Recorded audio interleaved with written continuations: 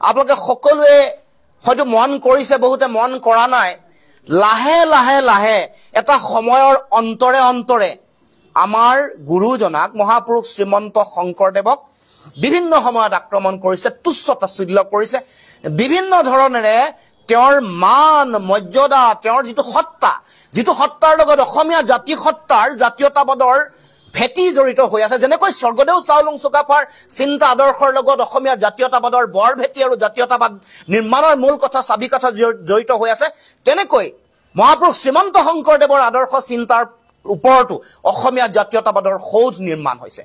সেইকাৰণে যদি মহাপুৰুষ শ্ৰীমন্ত শংকৰদেৱৰ সত্তাটোক মূলান কৰিব পাৰে, ইয়াক যদি দুৰ্বল কৰিব পাৰে, নিশকতীয়া কৰিব পাৰে, তেতিয়াহ'লে তেওঁলোকৰ যিটো লক্ষ্য, বিভাজন, সাম্প্ৰদায়িকতা, ঘৃণা, বৰ্ণবাদ, উচ্চ নিচৰ বিচাৰ, এইবোৰ মানুহৰ মাজত ভৰাই দি জাতিটোক ভাঙোন্মুখী পৰিৱেশৰ মাজলৈ লৈ যাব পাৰে আৰু আমাৰ যিটো জাতীয়তাবাদৰ স্বাভিমানী শক্তি, ইয়াক নিশেষ আৰু মষিমূৰ কৰিব পাৰে। এইটো তেওঁলোকৰ ডিজাইন, চৰকাৰৰ ডিজাইন, বিজেপিৰ ডিজাইন, তেওঁলোকৰ যিসমূহ সাম্প্ৰদায়িক শক্তি আছে তেওঁলোকৰ ডিজাইন। এইটো লাহে লাহে লাহে লাহে আমি দেখিবলৈ পাইছোঁ, লাহে লাহে পৰিস্ফুট হৈছে। আমি তাৰ উদাহৰণ দেধাৰ উদাহৰণ এইবোৰ আপোনালোকৰ আগত মই দাঙি ধৰিব খুজিছোঁ।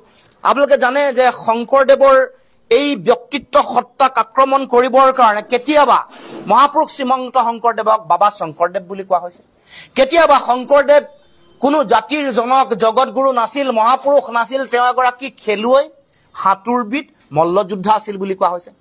এইবোৰ কোনোবা এগৰাকী বা দুগৰাকী ব্যক্তিয়ে কৈ দিয়া কথা নহয়, ইয়াৰ লগত এটা গভীৰ ষড়যন্ত্ৰ আছে। কোনোবা এটা অভিকেন্দ্ৰৰ পৰা এই বিষয়বোৰ নিক্ষেপ কৰা হৈছে, তেওঁলোকক দি দিয়া হৈছে, তেওঁলোকক এজেণ্ট হিচাপে সমাজত তেওঁলোকক বিয়পাই দিয়া হৈছে, তেওঁলোকক এই দায়িত্ব দি দিয়া হৈছে যে সমাজ ভাঙি দিয়া।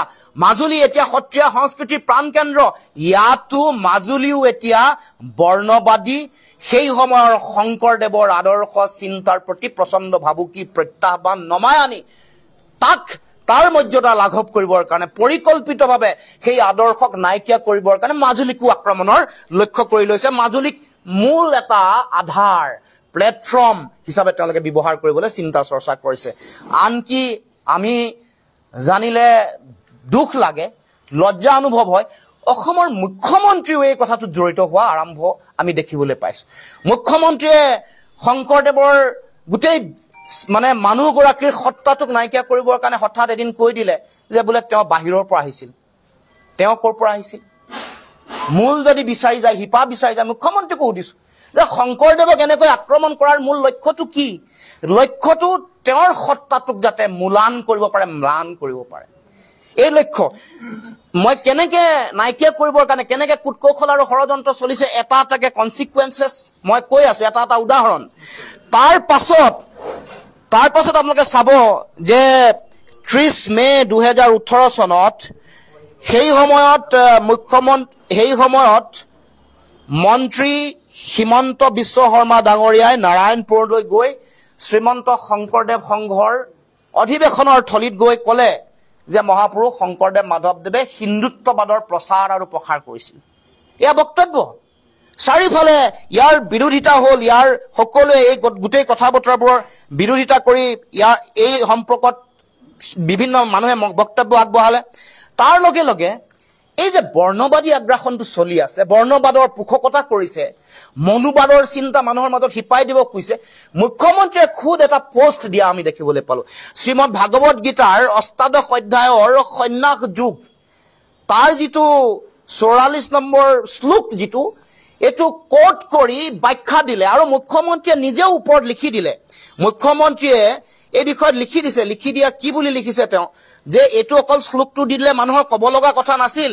মুখ্যমন্ত্ৰীৰ তেওঁৰ ফেচবুক হেণ্ডেলত লিখিছে, স্বয়ং ভগৱান শ্ৰীকৃষ্ণই বৰ্ণনা কৰিছে বৈশ্য আৰু শূদ্ৰসকলৰ স্বাভাৱিক কৰ্মৰ প্ৰকাৰ।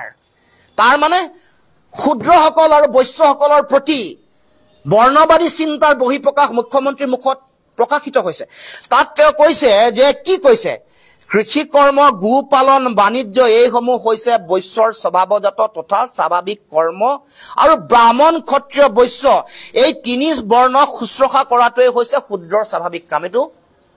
এইটো হিমন্ত বিশ্ব শৰ্মাৰ ফেচবুক পোষ্ট, মানুহৰ ব্যাপক সমালোচনা এইটোৰ বিৰোধিতাৰ পিছত পোষ্টটো অঁতৰাই দিছেটো বেলেগ কথা, কিন্তু অলৰেডি হিমন্ত বিশ্ব শৰ্মাৰ বৰ্ণবাদী চৰিত্ৰটো ইয়াত প্ৰকাশ হ'ল।